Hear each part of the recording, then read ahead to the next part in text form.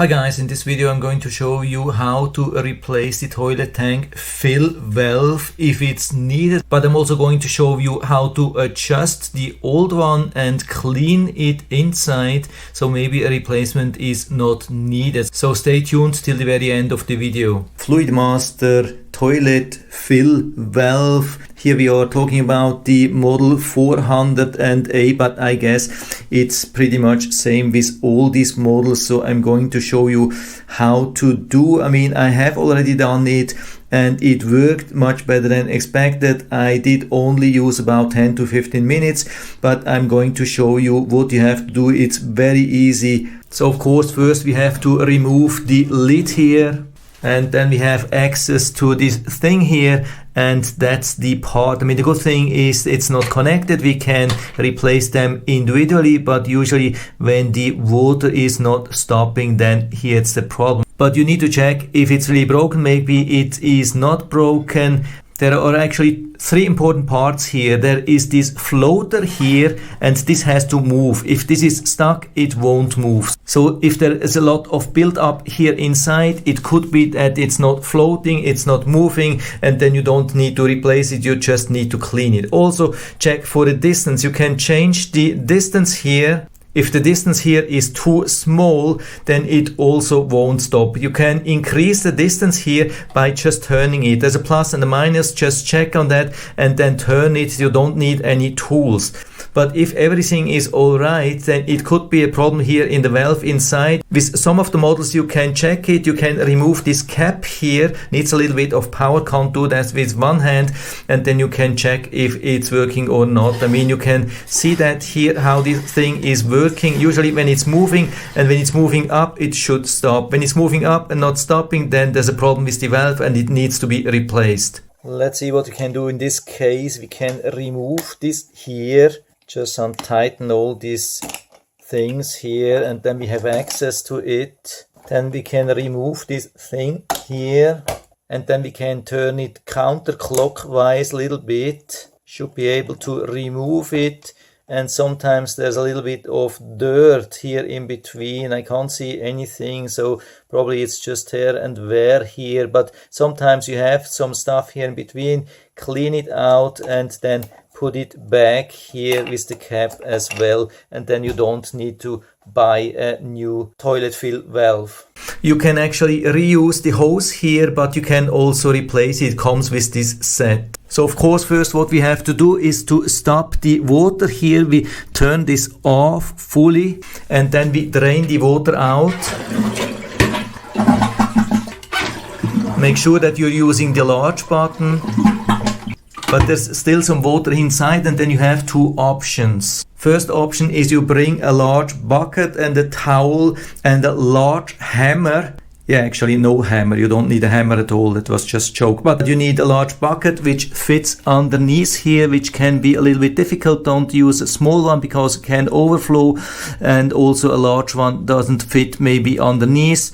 So second option is to use a wet vacuum, and this is what I have done. So I was sucking out everything here, so it was pretty much totally dry. So after you have removed all the water with the wet vac, or you have chosen for the bucket and towel option, then you can go underneath here.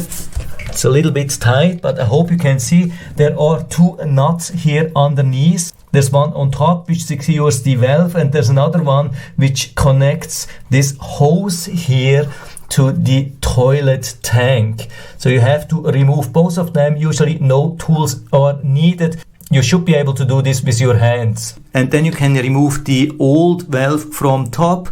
And of course you have to remove either the hose from here or from here, depending on if you want to reuse the hose or not. And then add the new valve here inside from top. You can see there is some nice seal here. And then from underneath here, down here, you have to secure it with this nut here, comes also in this set. And now it's really important to adjust the height. You can also adjust it from here. As you can see, there are a lot of people who just install this in the standard height and then start the water, and then it's not working, and then they have removed the water I mean, there's an option to adjust the height when there's still water inside, but it's difficult. So it's highly recommended to adjust the height here first before you start attaching everything. I mean, I would say 90% of the cases it's not needed. In my case, it was not needed. It's flush with this border here, but of course it's depending on the tank how it looks. Of course, this has to be a little bit higher than this drain here, maybe 3 or 4 inches, something like that. Now I have both hands free and I can show you how this works. You can increase the length of this thing and make this higher, or like screw it in again and make it lower. This is important. Make this right at the beginning before you start filling it. Of course, make also sure that this length is right here, but in most of the cases the standard is okay. Just put it here inside, connect the hose here, and when the height is right, we can secure everything again with the nuts here down underneath. First, of course, secure the white nut, and after that secure the nut from this hose. Secure it, make sure that everything is nicely secured, really strong, but don't use any tools, just do it with your hand, that's enough. And when everything is okay, you can turn on the water again and it should fill up.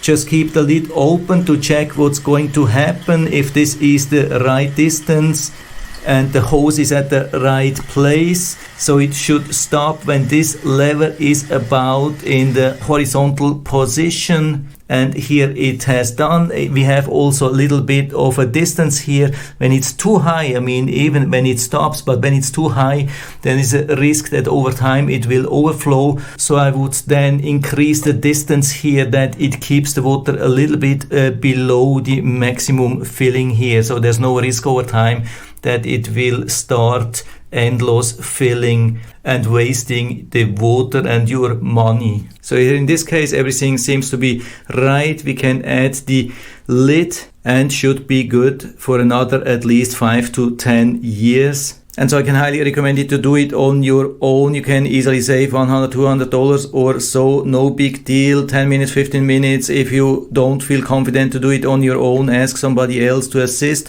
And so I hope I've been able to help you a little bit with this video. If you have any questions or comments or other opinions on that, then just let us know down in the feedback area. I'm always happy to talk about these things. And if you like the video, give me a thumbs up, subscribe my channel. Thanks for watching. See you next time.